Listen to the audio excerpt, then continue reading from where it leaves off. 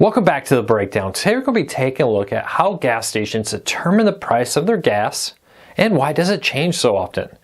Now, if you watched my previous video about how gas stations don't make a lot of money off of gas and most of the money comes from the stores now, you probably know I used to work at a gas station. And I thought this would be a great topic to talk about because we're kind of coming into the season where a lot of price changes are going to be happening on gas as we get into spring and summer and go forward.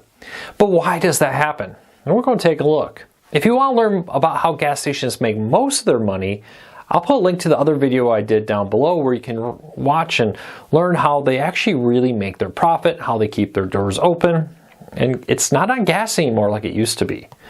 But first, before we get into this, do me a big favor. If you're new here, hit that subscribe button, hit that thumbs up. It really does help us because it lets YouTube know you enjoy what we do here, and hopefully we can help you learn something new.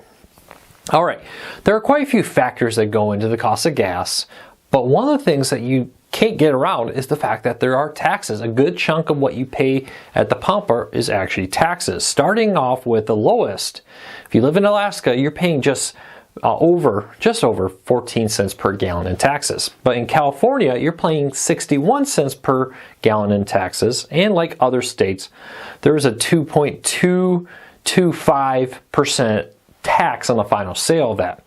So it's actually quite a bit more. Now, costs of taxes in each state vary. I will put a link to a chart, and as the time I'm posting this is accurate, give you an idea of how much you're paying per gallon in taxes where you live. But there's a lot of other things that go into it, right? If you got a $2 gallon of gas cost and you're only paying 61 cents, that means $1 something is coming out of the gas station there. So let's take a look at how this breaks off in two types. There's two real types of gas stations out there. Small little chains or independent stores, and then nowadays the large gas station chains. Now, we talked about in the previous video how most gas stations are moving towards the larger chains because that's where the money is, the ability to have the loyalty points and more. But how they set their gas prices are a little bit different. Smaller chains often base it on what the leading competitor is. I lived in Michigan and I ran in a smaller gas station. We were actually the last gas station in my hometown of Grand Rapids, Michigan that didn't have pay at the pump. But down the road there was a Speedway and a Shell. Speedway was the biggest one in this area. So they set the price of the gas basically, and we always try to beat them by a penny or two, as long as we could actually make a profit at that. So that was our big thing. It's like, hey, we don't have the best coffee, we don't have the biggest convenience store, but we're going to give you a penny or two off of that Speedway around the corner.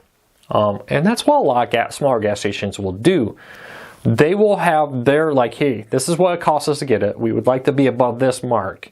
And if we can stick close and try to beat out our competitors by a few cents, that's what we did. And that's what a lot of smaller gas stations do. Now, you would think that they would want to be more competitive on that, but with such small margins on gas, there's not a lot of room to say, hey, we're going to be 10 cents cheaper than the bigger competitor down the road. But what about large gas stations? How do they set the price? Well, there's really three factors here that go into it.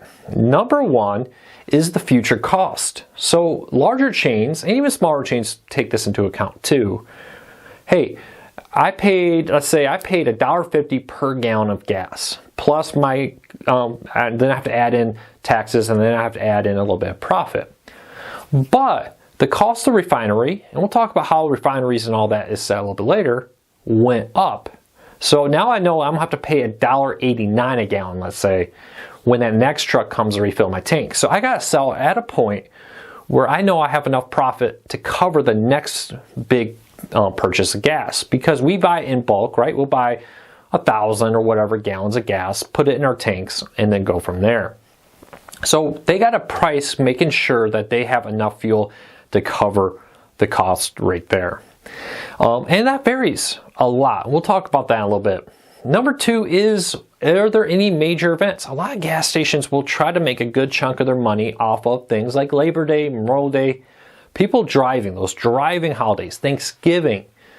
Probably complain, hey, why does it seem like the price goes up? Often they do it, they keep it low when you're going there, but then they raise it when you're coming home. And a good chunk of that is to try to make a good amount of profit off of that when they know you're already driving, so they can try to make smaller profit later the rest of the year. And number 3, what is the current cost of refined fuel? Now, not the projected cost, but the current right now cost. And that varies a lot, and that is the initial price point everything is based off of. It sounds very familiar, very similar. A lot of people will say, isn't that the same as the future cost? And it isn't to a point.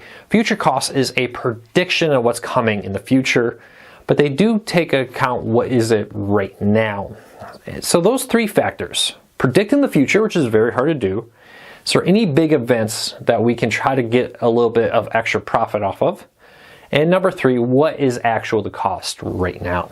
So those are how they determine the cost. Now, back in the day, it was just somebody whose job was to look at all this and make an educated guess.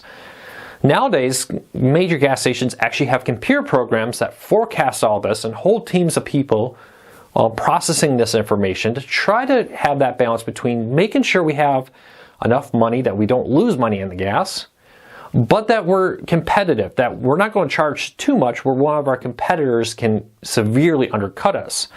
And that's where that 3 to maybe 7 cents per gallon profit margin comes on fuel. It used to be that as little as 5 cents used to be the average. I hear 3 to 7 is now kind of the average per gallon profit for the end gas station. So it varies a lot, but how are these costs? Okay, we're talking about the cost of refinery. We're talking about the cost of all this. How is it determined? Well, here's the quick breakdown of the cost of the refined fuel delivered to the gas station. 53% of it comes from crude oil. So what is the world market for crude oil right now? Well, 53% of that is the cost of your fuel. And then there's the taxes, 17% on average. Now that's a rolling average. Your state may be a little bit higher or a little bit lower. 18% for transportation and real estate costs. How much does it cost to pump it to the city, truck it to you, train it, depending on where you live, to your area, put it on semi-trucks, and then drive it to that gas station? And 12% is actually just the cost of the refinery. That's how much it take the crude oil and produce it, refine it into diesel, unleaded, premium, whatever it may be. So real quick recap, 53% on crude oil, 17% on average in taxes, 18% on travel and retail costs. How much am I paying the cashier? How much am I paying to rent that building or pay taxes on that building and more? And 12% in refinery costs. So there you go. So there's the refinery cost, but why does it change so often? That's a question I get a lot. And in short, it's because the factors that go into oil is extremely volatile. Now, the U.S. has become fairly energy independent recently. We don't buy as much as from overseas, but we still get some, and there is still a consideration for that factor. If you have to buy oil from another country, put it on a barge, ship it to you, there's a lot that could go wrong, and unrest in different parts of the world can play a great part in the cost of fuel. So if you're worried that your supply from a particular country may be cut off, it affects the world oil prices. And even the U.S., we now export a lot of oil. So taking into account the world market has a big part in the factor there. But there's a lot more that goes into it.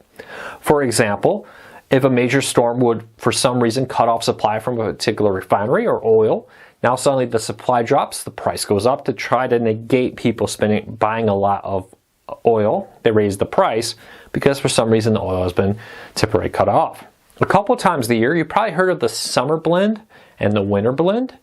Refineries are mandated by the federal government to have different types of blends or different types of years to be more environmentally friendly.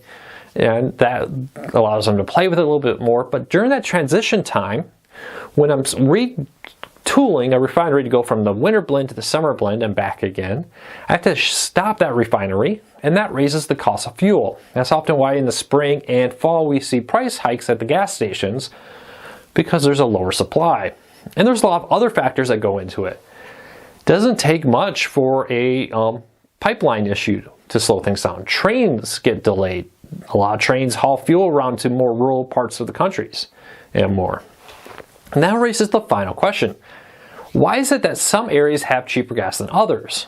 And a lot of that comes down to the transportation costs. 18% of your fuel is transportation. If you live in an area where, for example, down south, you're right next to the refineries, you're right next to where the oil is being produced, there's not a lot of transportation cost, and that lowers the cost of fuel. If you live in an extremely rural area and they have to first, pipe it and then train it and then truck it to you, that raises the cost because there's a significantly higher cost of fuel. And then there's also the cost of retail. For example, a gas station in downtown New York City costs a lot more to own and operate and pay taxes on than one in a suburb or a rural area where land and property taxes are a lot lower. So you have to take that into consideration too. So there's a lot that goes into it. A quick recap.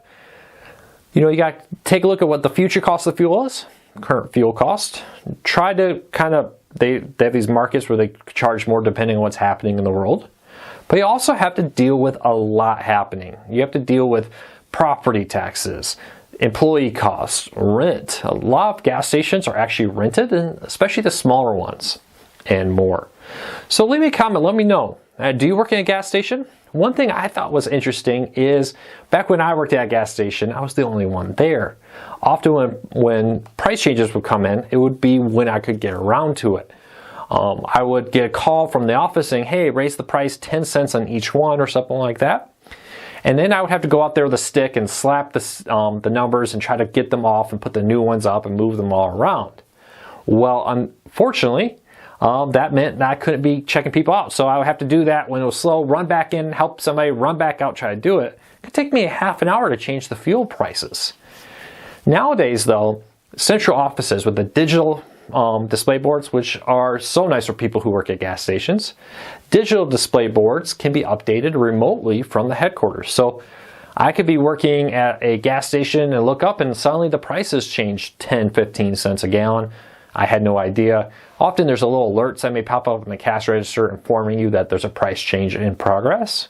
But the days of sending somebody out to manually change the pricing are kind of long gone at most gas stations. So always remember, the people at the counter have absolutely no control over what the price is or how it's determined. And honestly though, I would much rather work at a gas station now because they're a lot safer and they're a lot easier to work at than when often you were just one person by yourself, having to run out, change the price, come back in, do all those kind of stuff all by yourself. Well, that's it for today. If you're new here, do me a big favor. Hit that subscribe button. Hit that thumbs up. It really does help us because it lets YouTube know you enjoy what we do here. And hopefully we can help you learn something new. Thanks for your support. I really appreciate it. I'll be back real soon with another video.